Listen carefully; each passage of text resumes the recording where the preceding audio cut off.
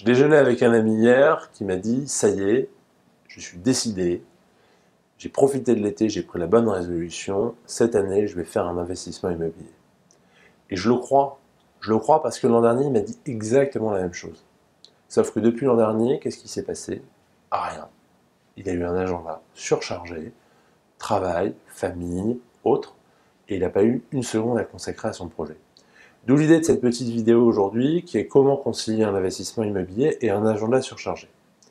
Alors la première chose à faire, c'est de définir qu'est-ce qu'un agenda surchargé.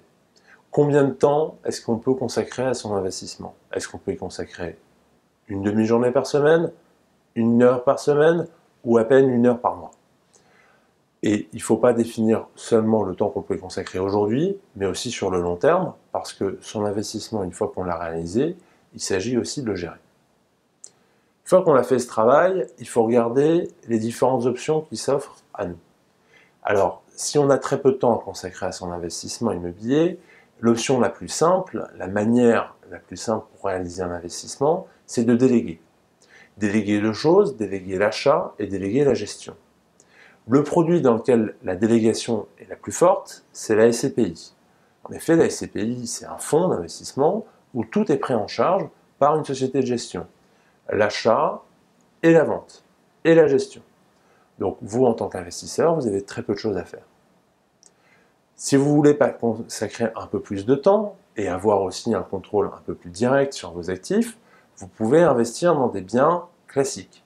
Donc des appartements qui soient sans service ou en résidence-service. Il faudra alors que vous y consacriez du temps pour acheter et pour gérer. Une manière de gagner du temps à l'achat, c'est d'investir dans le neuf. En effet, dans le neuf, les biens ne sont pas encore construits, c'est de la vente sur plan, de la VFA. Il y a donc beaucoup moins de choses à revoir. On gagne du temps pour investir. On a moins de visibilité, mais on gagne du temps.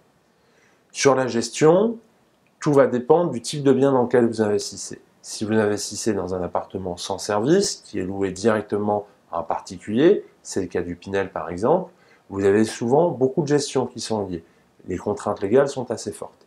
Si vous investissez dans une résidence-service, généralement en LMNP, en EHPAD, en résidence étudiante, en senior, ou en résidence de tourisme ou d'affaires, là vous avez un gestionnaire professionnel qui va prendre en charge la gestion et vous garantir le loyer, faisant en sorte que pour vous, il y aura quand même beaucoup moins de temps à gérer. Dans tous les cas, il faut quand même rester prudent parce qu'un investissement immobilier, c'est de l'argent qu'on investit, c'est aussi de l'argent que l'on doit à sa banque lorsqu'on met en place un financement. Et ce qui est sûr, c'est que plus on pourra y consacrer du temps et du sérieux et de l'attention, plus on aura de chances de réussir son investissement. C'est fini pour cette vidéo, j'espère que vous l'avez appréciée, n'hésitez pas à la liker et à vous abonner à notre chaîne YouTube. À très bientôt.